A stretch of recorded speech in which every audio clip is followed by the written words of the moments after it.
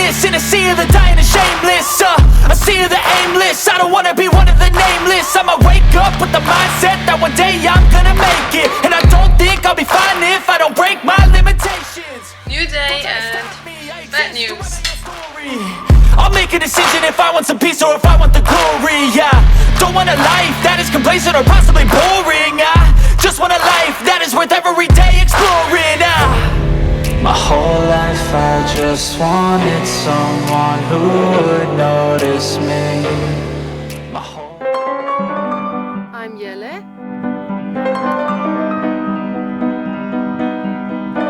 And I'm Patrick.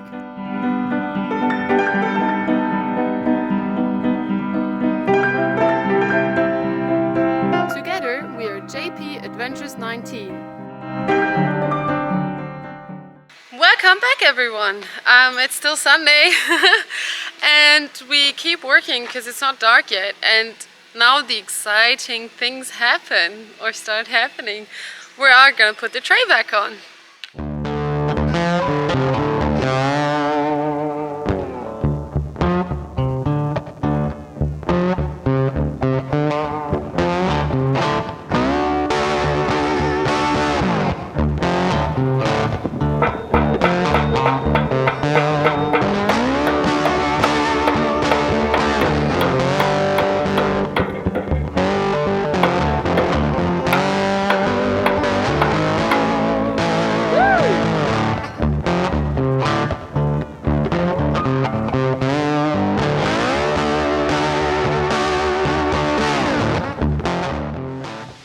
It's getting dark, but look at that. The tray is on. We already put the 2 bolts in there. And now we're putting these on. There are 2 of them. What are they called, Patrick? Clamshells. Yeah. Okay. Yeah, they wouldn't even know what a clam is. They go down here. Never heard that before. Shows how much seafood you eat. 0. And what we're always doing is putting moly grease on our bolts. For people that have been following us a bit longer, they know that we literally put it on every single bolt. Have to.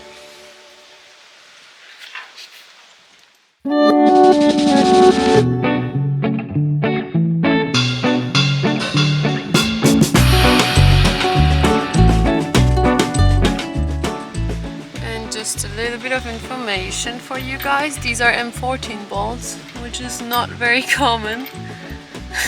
Prime has them. Yeah, we got them from Prime. 10.9s, electric fine, with nylock nuts. Looks like we haven't had enough yet. It's 9 o'clock, it's dark, I'm freezing, I'm wearing my winter coat. But so all the mounts of the tray are in, even the shock is in, and now we are very tempted to mount the toolboxes as well. And I think we're just gonna do it because we're having baked potatoes for dinner and they can just stay in the oven for a bit longer. It's fine. So no rush.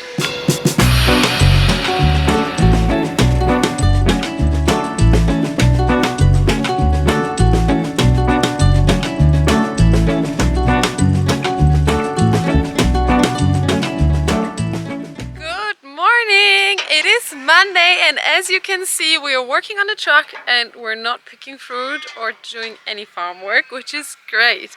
So Patrick was up late until 2 in the morning.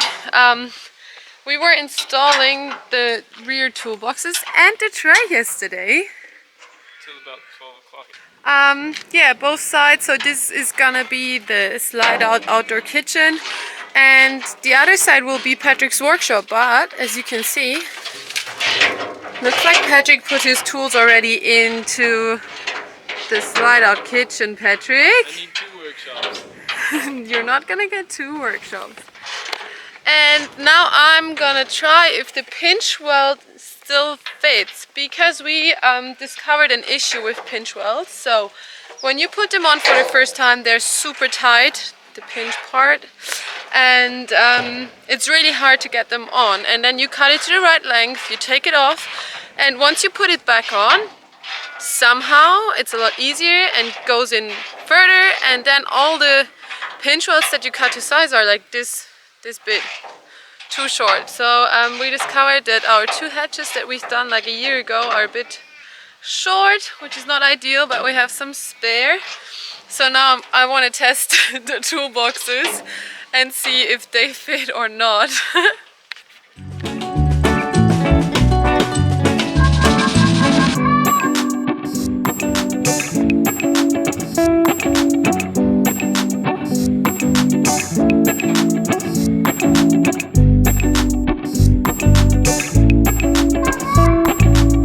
And it's on! Look at it! So I put it on and it didn't fit, it was too short like expected. So what we did, we just took, each of us took one end and we just stretched it a bit, and I put it back on and now it fits perfectly. So somehow they must be shrinking. So we'll do the same thing with our hatches, and if that works out, perfect. We don't need to cut new ones.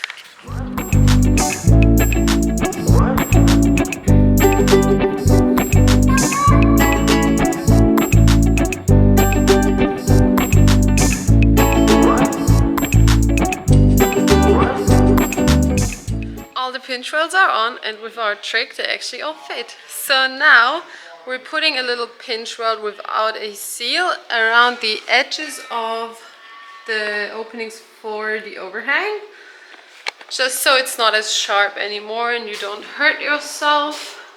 So I'm gonna do that because my fingers don't hurt already, right? Yeah, let's go.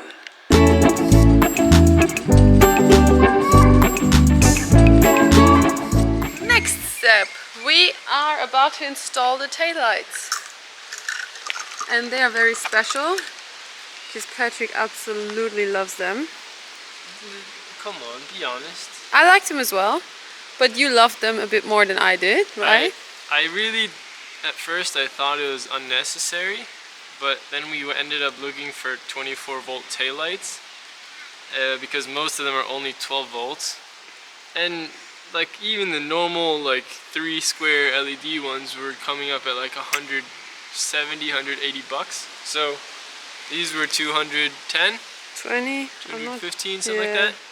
So we were like, you know what, like look at that. Might as well invest in another 30 bucks, and these come with an 8-year warranty, so yeah, unless we break them. and what's special about them is the indicators. I'll show you once they're installed. So we are using this backing plate, that's literally the back of the taillight, to mark where we have to drill the holes to mount the plate, and also for the wires to go through into the toolbox. So we have done that and drilled the holes, and now we just have to mount this one like we did on the other side.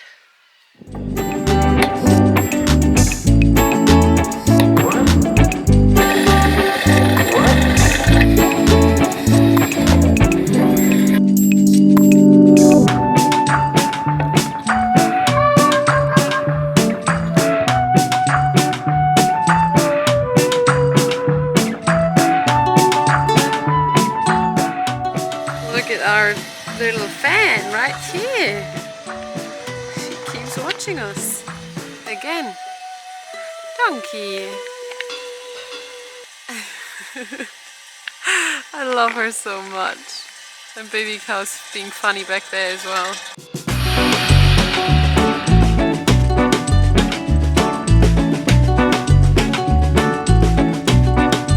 And look at this. They are in, and they look pretty cool. So now we are taking care of the wiring, and Patrick drilled the holes for a cable gland, so the wiring is gonna go through here. We are currently trying to find the right wires for the taillights, and it's actually working very well, other than the fact that the passenger side minus is not working, the earth. So we're trying to find in the junction box if it's connected or not. So we bridged the minus from the earth from the other side, from the driver's side, and it worked. So yeah, this is our only issue so far. Alright, so the wiring is working. We use those as temporary thing so we can figure out all the wiring. So the taillights are working, and we pinched the earth of this one because this brown cable coming out here didn't work. So we went on the hunt. Patrick opened the junction box, and somehow this is connected to the driver's indicator lights, which doesn't make sense because we are on the passenger side. So something is not right in there. And then Patrick just said that the earth cable, the other one, got cut off somehow. Somewhat. Here you go. This is the cut-off bit, cut-off wire, the other earth wire. Wonder where it went. And also, we found, where is it? You can't see it. Oh yeah, here we go. This connection, which is definitely not waterproof. We're testing the Mog lights.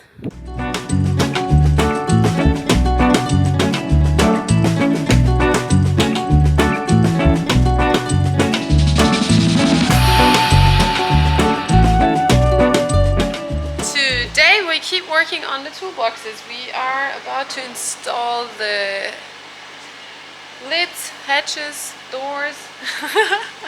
And so we have 2 locks on each side, and yeah, we'll show you how we put them in.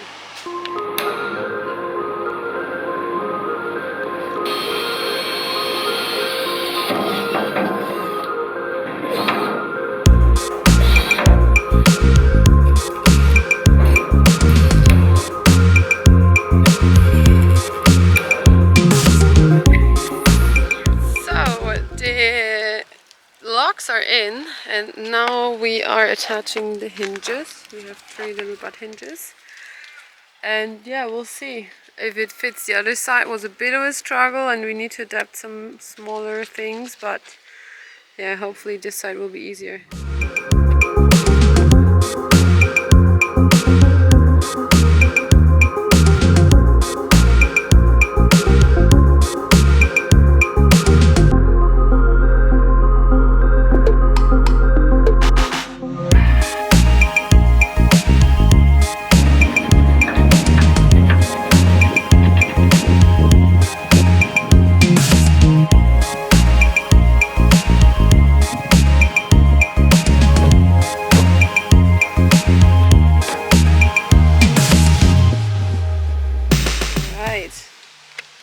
Second one done. Look at this. And this side worked out a lot better. It fits better, and the gap here is almost same on both sides. Yeah, Patrick's happy with this one. It's better than the other one. Getting a bit disappointed. Yeah, I'll show you the other one. Didn't go very well. Let's see. So, this is the other side. The gap here is super narrow, and there's like almost a centimeter of space. Also, it touches the seal on this side. Not sure you can see it. Like that. Yeah, right here. That's the gap between the lid and the toolbox. It's supposed to be like the other side. More like this. So my finger doesn't fit. Yeah, we'll have to modify it somehow, but for now it's fine. We can drive around like this.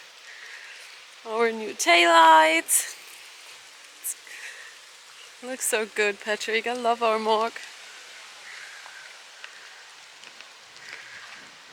Alright, our next task is we are gonna put on some side clearance lights onto a tray, 3 each side.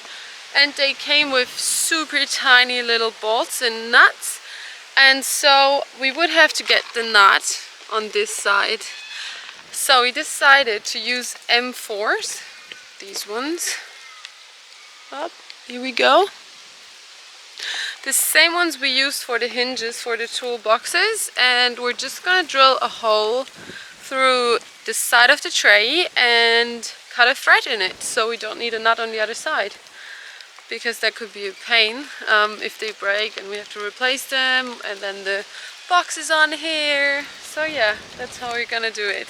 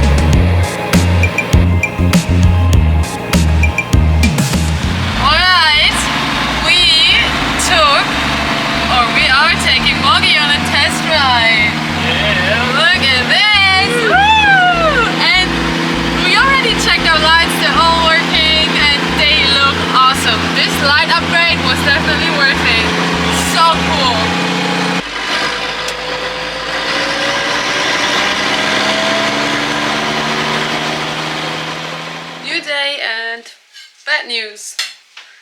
So well, bad news and good news. Bad news and good news, yeah. So when we took Moggy for a test drive yesterday, we had no brakes. Brakes didn't work, which was very interesting. Patrick tried to brake because we wanted to go left. We were only driving around on the farm, but we wanted to go left and not straight. And the truck didn't brake, so we went straight. We had no choice, and he just used the handbrake to slow the truck down. We weren't even going fast, but yeah. So going pretty fast for Unimog. yeah, so that's not fun. And because Patrick was really sad yesterday, I made him pancakes this morning. You happy now, Patrick? And we found the problem, which is also good. Yeah, Patrick took, so we talked to a friend, to Jacob, and he tried to find what's wrong with the truck and the brake system with us. So we were just talking it through, thinking like all the, it's not symptoms, but yeah, everything that didn't work properly, and our bubbling air reservoir that we've been having for quite a bit. And yeah, so he reckoned it could be the master cylinder. So we went to bed at 2 a.m. because we were really upset trying to figure out stuff, calling someone in the US, like yeah, very stressful. And this morning Patrick took it apart and we found what will most likely cause the issue.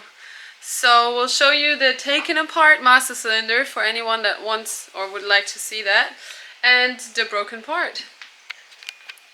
This morning we took the master cylinder off the truck because it was obviously bubbling and we didn't have any brake power. So started taking it apart. All you do is you take the circlip out of here and all this just comes right out towards you. So you take it all out, and the cup seal on this end had a split down the middle. So that's what our problem was. So now hopefully we ordered a new one.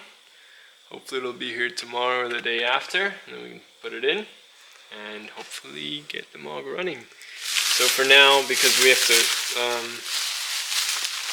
keep this just laying around here for a couple of days, just going to shrink wrap it just to make sure no extra dirt gets in here. It's already been laying around all day, so and yeah, just shrink wrap all the individual components just to make sure they don't get too much dirt on them, and hopefully don't start rusting.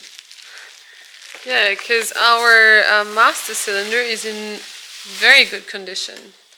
So it's literally just that one seal that broke. And so if you take a look, I don't yeah, know if you can see it inside, but look at this. we have this little light thingy that I got, they gave to me for I don't know what, birthday, Christmas, I think it was like Christmas that. 2 years ago. Yeah, as you can see, there's absolutely no rust in there. Like it's actually really clean. Which was surprising, which is why it's a bit frustrating that the seal's broken, because it doesn't really make much sense. Yeah. But then again, oh, well. What does make sense? It's a Unimog, Patrick. Yeah, what to do? What do you expect? What did we get ourselves into? This is the seal that broke. Look at that. This caused the brakes to fail. All of them. So now we are putting the water windscreen washer fluid reservoir back in, and it's a really tight fit, so we had to take out the air box again and the snorkel, because in there are the nuts for the air box. So yeah, a lot bigger job than it should be, like always. Alright, we spent a lot of time calling companies, doing research, talking to people, trying to find a new U-cup seal for our brake master cylinder. And We found it.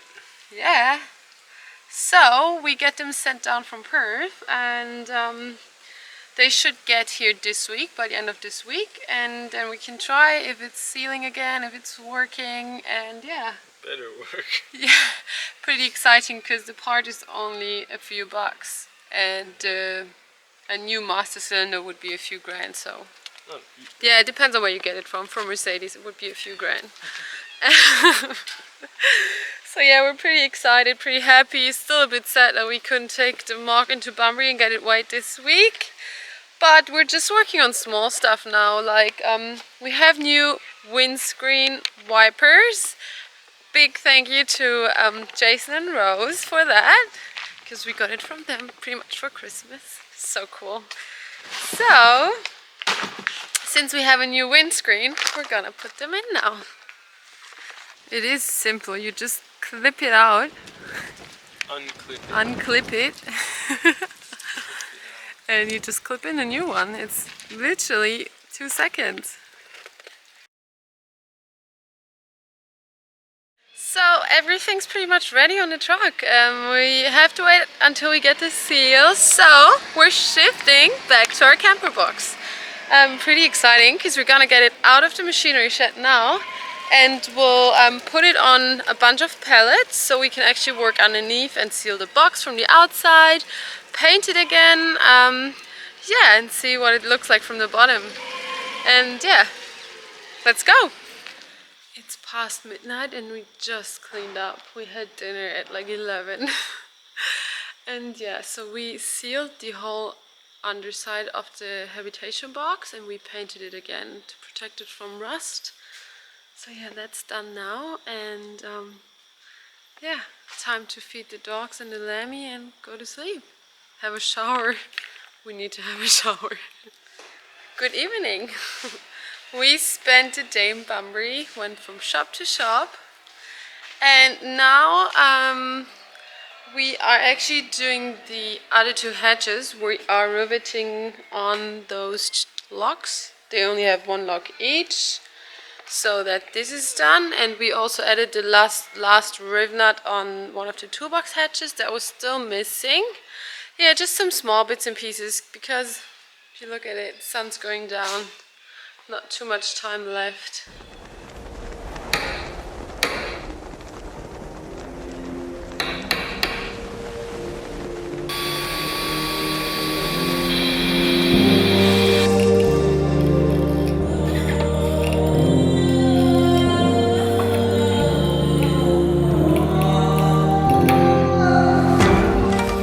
So the rivets are in, the locks are in, as you can see here.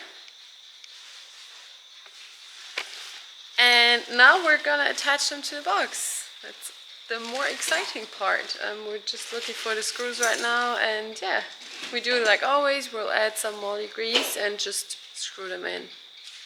And here's our little power station from Bluetti. So we don't have to use extension cords. We can move it around a bit better, and that's just powering our light, so we can actually see what we're doing.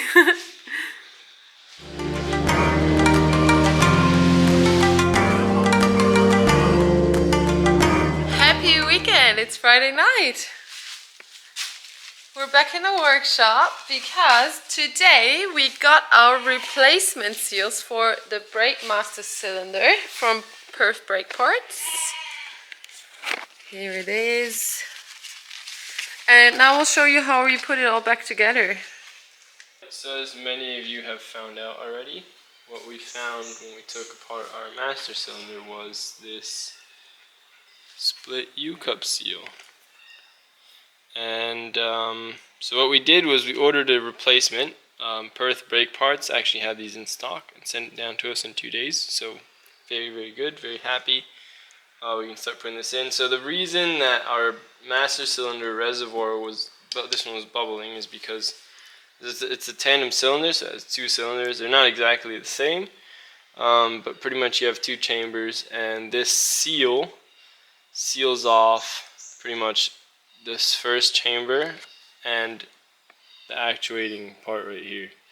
So pretty much because the seal was split, whenever we did press the brakes, this thing obviously didn't seal anymore, and pressure actually came through here and back into the reservoir, and that pressure actually bubbled, like it was actually brake fluid instead of bubbles, just pushing up, and that's why we had so much leakage everywhere. So we're hoping that this is gonna fix all of the problems with no brakes and the bubbling. So without further ado, let's put it in. In the workshop manual it says to lightly grease these with rubber grease and to put some fresh brake fluid on the inside of your master cylinder, which we're going to be putting, like, it's pretty much still new brake fluid. We've put 4 liters of brake fluid through this and bled it all out. So yeah, it's don't really need the new brake fluid. I'll put a little bit in there, swish it around, and then just put a little bit of grease on this, stick it in and assemble it. So after that, hopefully we will have brakes. Yeah, and we have to bleed the brakes again, Patrick. Yeah. Like the 6th or 7th time. We got more brake fluid already for that.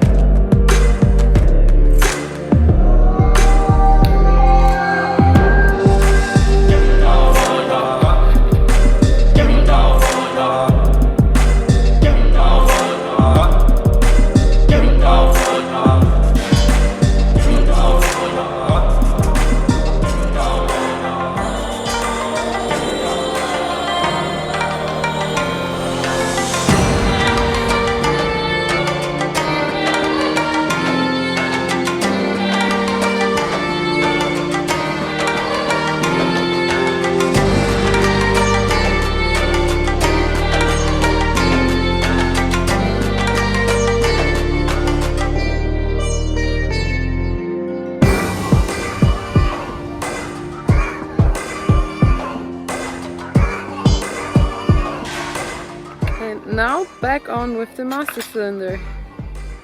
It's literally only the brake lines and the 3 bolts that go around here, and then it's attached again. And then obviously don't forget to bleed the brakes, because there will be lots of air in there.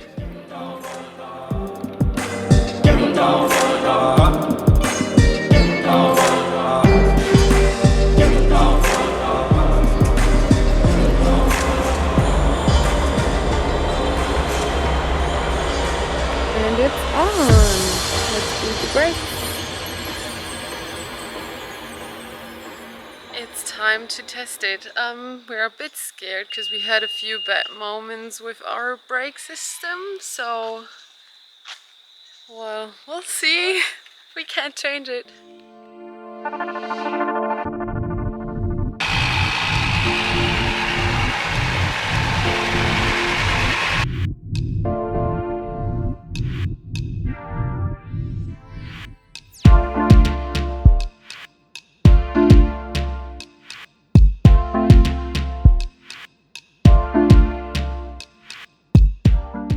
back. It's Saturday.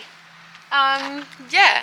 So yesterday our footage ended up being in slow motion, so there was no sound, no audio, but the mog's running again. No issues, no bubbling, as you could hopefully see in that little bit of footage when it was really dark. And yeah, we're so happy. We just hope nothing else is gonna break, but yeah, it's an old Unimog, so you never know. We're just happy it's running now. So if it stays that way, we will take it to Bunbury next week, which will be really exciting because doing groceries in a Unimog with this much space in the cab, like nothing, will be interesting. Alright guys, this is it for this week's episode. Next week we will hopefully be able to finally take the truck into Bunbury and get it weighed. And also we already started with some woodwork. So see you all next week! Pas de soleil, pas de soleil, pas de soleil, pas de soleil, pas de soleil.